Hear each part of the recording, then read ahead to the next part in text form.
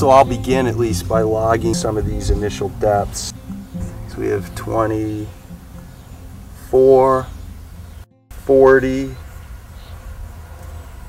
62, and the bottom at 72 centimeters. Right.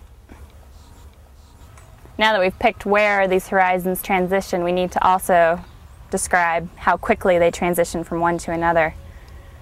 So we look at each individual boundary and decide how quickly it changes. So here we're at 24. It looks pretty abrupt to me. I'd say less than 2 centimeters. Right. It changes from one to the other in less than 2 centimeters. So we would call that abrupt. Okay. Same at 40. Same at 40. Happens very quickly, this transition, and then obviously there's a pretty strict boundary right there, and then we don't mark anything for the bottom because we can't actually see down below what's happening. All right, so what's next? So next we need to look at the structure of the soil, and the structure is how the soil breaks apart. It has preferred planes of cleavage just like rocks would, and so that is another property that we describe, and it has impact for how water is going to move through the soil and how roots can move, and even earthworms and other kinds of organisms, and then also air for gases to move through the soil. So structure develops over time. You won't see it in very young soils, but since this is an older soil, we have really good examples of structure here. So same, you go systematically each horizon and describe what kind of shape the soil takes. The drier the soil is, the more the structure is evident as the moisture moves out, and the PEDs is what they're called. They form into their own shapes. So yeah, the easiest way to do this is just to pull out a bit of soil and look at it in your hand and describe. There's, I'm going to say, 8 general structure shapes. So what do you see here? Well, some of this is aggregated by roots. Right. So I don't think you count that. No, you want to look at what the soil's doing. These, right? Mm-hmm. So I would call those granular. Right. These look kind of like granola. This is a pretty common structure you see near the surface of soils with all those roots there and all the microorganisms that are breaking down the organic material. They kind of form a cement that makes these nice particles, and this is really good for roots. They can easily move through the soil when it's granular like this. We also describe how strong of a structure this is, and so 1 would be weak, 2 would be moderate, and 3 is strong. So this gives us an idea of how prominent the structure is. And they look pretty strong. They are strong, right. So that's a 3. Right. And is granular G? It's or GR. GR, okay. Yeah. So that'll tell us that we've got good, strong structure here in the surface horizon. All right.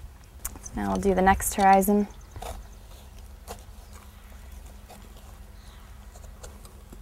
Looks subangular to me. Yes. So it's a blocky shape. They're a bit bigger, a lot bigger than these little granules up here, but they're not angled very sharply, so they're subangular, blocky.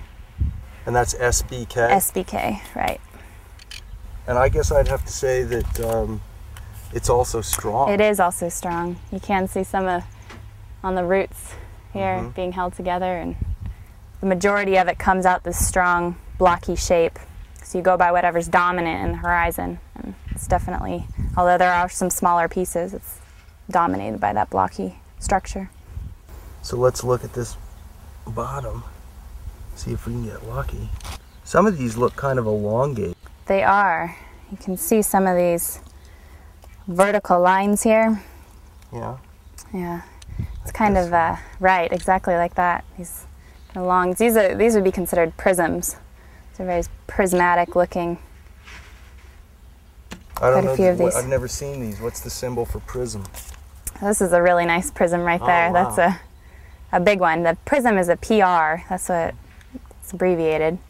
But you get these prisms often in pretty high clay soils, usually down in the subsurface, and they're actually really good for water and for roots and air to get through. They just provide a lot of space in between these soil beds, so it's not compacted at all. It's got a lot of room to breathe, so to speak. But these would definitely be prisms, and this one is a very strong prism. Yeah. I mean, it's quite clear that it's breaking off in this fashion. Well, that's fun Good to examples. see something new. Yeah, these are beautiful prisms actually. So now you want to take samples? So now we've done describing in place what we need to describe for the moment. So we'll take subsamples from each horizon, take that out of the pit and look at the texture, the percent sand, silt, and clay that we can estimate by feeling, describe the color more precisely, and then look at how firm the soil beds are. Well, I have your handy muffin tray. Right, so we'll just take a subsample of each.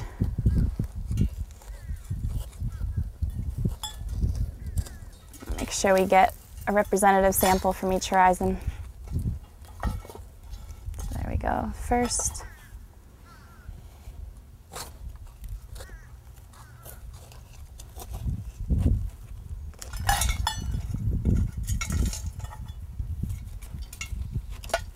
It's amazing how those peds hang onto the roots like They do, yeah. Really strong glue. Is that enough? That looks good. We got plenty to work with. All right. So go ahead and grab our equipment. Go out to the pit. I'll keep taking notes. All right.